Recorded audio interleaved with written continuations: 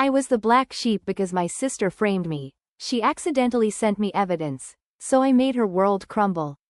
Growing up, I was always the lesser sister. Sophia was the golden child, beautiful, charismatic, the kind of person who could light up a room just by walking in. Me? I was always the other one. The quiet, awkward one. If Sophia was the sun, I was the moon, only shining because of her reflected glow. But that didn't bother me too much, at least not until the summer of 2014. That was the year everything changed. It started with a shattered vase.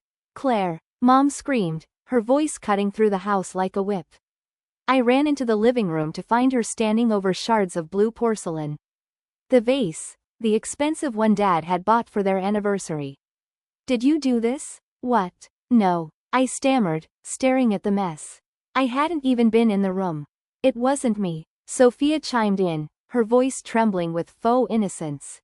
She was perched on the couch, holding her phone like she had been there all along. "I saw Claire in here earlier." "What?" I whipped around to face her. "Sophia, I wasn't even." "Don't lie." Mom cut me off, her face red with fury. "This is exactly why I can't trust you. You're always careless." The unfairness of it left me breathless. It wasn't the first time Sophia had blamed me for something she did, but this felt bigger. Mom's disappointment was like a weight on my chest, and Sophia sat there looking like butter wouldn't melt in her mouth. That was the beginning of my descent into the black sheep. From that moment, everything I did seemed wrong. A missing $20 bill? Claire must have taken it. A dent in Dad's car? Claire was probably driving without permission. Even when I tried to defend myself, it only made me look guiltier. Sophia knew exactly how to manipulate situations, and she did it with a sly smile that no one else could see. For years, I lived under that cloud. My parents barely trusted me, and Sophia basked in the glow of being the perfect daughter. I moved out as soon as I could, but even from a distance, her shadow loomed over my life. Then came the email. It was a rainy Thursday evening when it happened. I was scrolling through my inbox, mostly deleting spam, when I saw her name, Sophia Andrews. The subject line read, "Proof of purchase." Curious, I opened it. At first, I didn't understand. There was a PDF attachment, a receipt for some expensive boutique shop. Then I saw the note below it. "Here's the receipt for the vase. Don't forget to blame Claire, haha." Winking face. My heart stopped. The vase from all those years ago. I stared at the email, my brain scrambling to process what I was seeing. She had bought the replacement vase. Which meant she'd broken the original one. Which meant she had framed me. And she'd been careless enough to send me the proof. I should have been furious, but at that moment, all I felt was cold determination. Sophia had stolen years of my life, years of trust, peace, and love from our family. Now I had the power to take it all back. I called her immediately. "Claire?" She answered, her voice as sweet as sugar. "What's up?" "Sophia," I said, my tone icy. "You sent me an email." There was a pause. "What do you mean?" "You know exactly what I mean," I snapped. "The vase. You framed me, and you accidentally sent me the receipt." Her laughter was nervous, shaky. "Oh, come on, Claire. That was years ago. It's not a big deal." "Not a big deal?" My voice rose. "Do you have any idea what that did to me? Mom and Dad haven't trusted me since I was 17 because of you."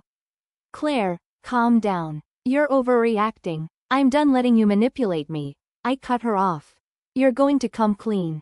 "Claire," she said, her voice dropping into that smooth, condescending tone she always used to get her way. "If you tell them, it'll just make things worse. You'll look petty, like you're dredging up the past to cause drama. Think about it. I'm the one they trust. Who do you think they'll believe?" Her words hung in the air like a challenge. I didn't respond. Instead, I hung up. She thought she could outsmart me, just like she always had. But this time, I wasn't going to play fair. Over the next few weeks, I meticulously gathered every scrap of evidence I could. The email was the crown jewel, of course, but I wanted more. I went through old photos, found receipts, even scoured her social media for posts where she might have slipped up. Then I waited for the perfect moment. It came during Dad's retirement party. The whole family was there, along with a few of his close friends. Sophia, of course, was the center of attention, laughing and glowing as usual. When everyone was seated for dinner, I stood up. "Can I say a few words?" I asked, my voice steady despite the adrenaline surging through me. Dad nodded, smiling. "Of course, honey." I took a deep breath. "I just want to thank you and Mom for always being there for us. You've supported us, guided us, and trusted us." I glanced at Sophia, who was watching me with a wary smile. "Well, most of us." Her smile faltered. "I think it's time I clear the air about something that's been weighing on me for years," I continued. "Something that's affected my relationship with both of you." The room went silent. I could feel the tension thickening like a storm about to break. "You remember the vase that broke when I was 17? I asked, looking directly at my parents. "The one you blamed me for?" "Claire," Sophia interrupted, her voice sharp. "This isn't the time." "It is the time," I said firmly. "Because I didn't break it." "Sophia did. And I have proof." Gasps rippled through the room. I pulled out my phone and opened the email, holding it up for everyone to see. "She sent me this by accident. It's a receipt for the vase she bought to replace the one she broke. She even joked about blaming me." My parents stared at the screen, their faces pale. "Sophia," Dad said slowly, his voice trembling. "Is this true?" Dad, that was so long ago." She stammered, her facade cracking. "It doesn't matter now." "It matters," Mom said, her voice cold. "It matters because we've spent years thinking Claire was the irresponsible one. We've doubted her, punished her, because of you." The room erupted into chaos. People were shouting, scrambling to make sense of what was unfolding. Dad's face was pale, his hands shaking as he looked between me and Sophia. Mom sat frozen, staring at the screen in my hand, unable to speak. Sophia's voice, once so confident, cracked under the weight of the truth. "This isn't fair," she cried, standing up abruptly, knocking her chair over. "I didn't mean for any of this to happen. It was just a stupid mistake from years ago. Why are you all making such a big deal out of it now?" "Oh, it's a big deal because you've spent years making my life miserable." I shot back, my voice louder than I intended, but the anger had been bubbling for far too long. "You made everyone believe I was the screw-up when you were the one causing all the chaos behind the scenes." Sophia's eyes darted around the room, searching for some kind of ally. But no one spoke. The silence was deafening. Mom and Dad were staring at her now, their faces reflecting the shock, hurt, and disbelief that had finally broken through their years of favoring her. "You've been lying to us all these years?" Dad asked, his voice barely a whisper. "You framed your sister for something you did?" I didn't mean to." Sophia stammered, her words frantic. "I was just trying to protect myself. I didn't want you to be disappointed in me." "That's not true," I shouted, my heart pounding in my chest. "You've always been the golden girl in this family, Sophia. You've never had to work for anything. You always had everything handed to you while I was left to clean up the mess you made." Mom's face contorted with pain. "How could you do this to your sister? To us? We trusted you, Sophia. You've made Claire feel like she was the problem when you were the one causing all the problems. We didn't even see it." Sophia's eyes welled with tears, but there was no more sympathy left in me. "Oh, now you want to play the victim?"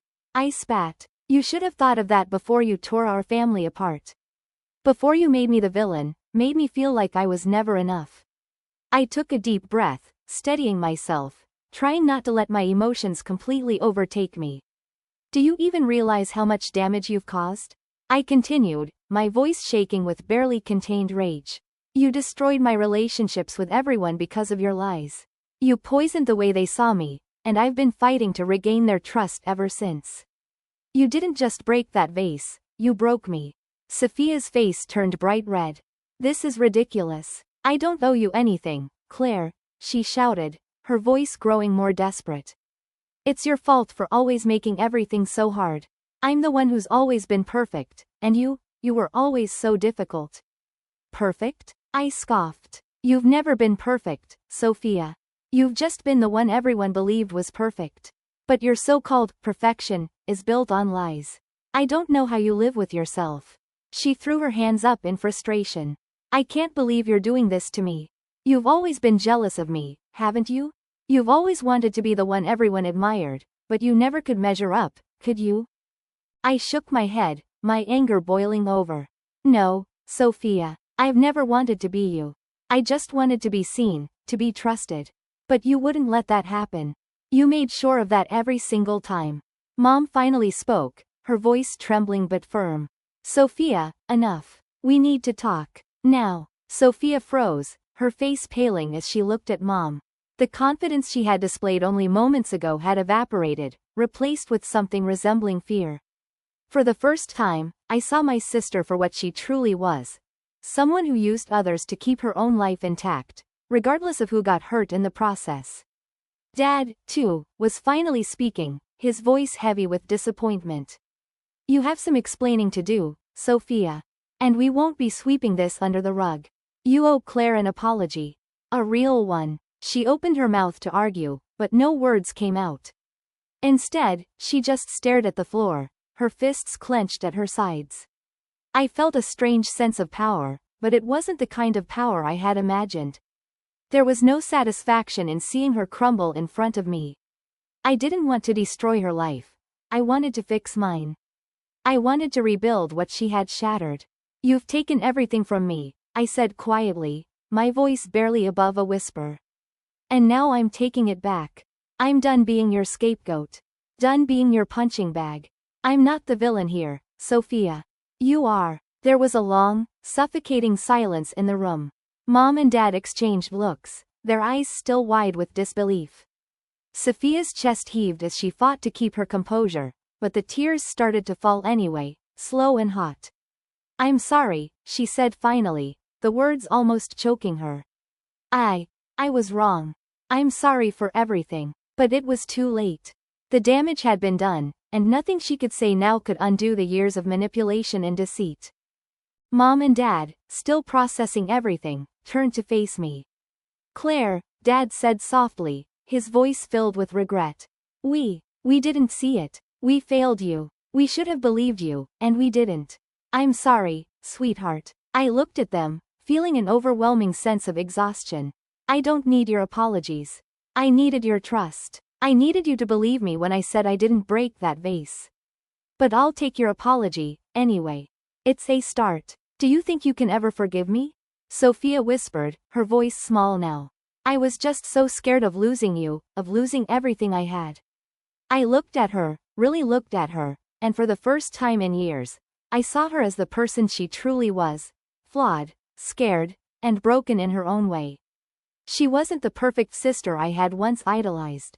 She was just a girl trying to cover her tracks and avoid the consequences of her actions. I don't know, I said, shaking my head. But I'm done living in your shadow. I'm done being your punching bag. I'm not the one who needs to be fixed here. With that, I turned and walked away, leaving the house behind. I knew that the road to rebuilding my relationship with my parents wouldn't be easy, but I was done letting Sophia control my life. As I stepped out into the fresh air, I felt a sense of freedom wash over me. For the first time in years, I was free to be me.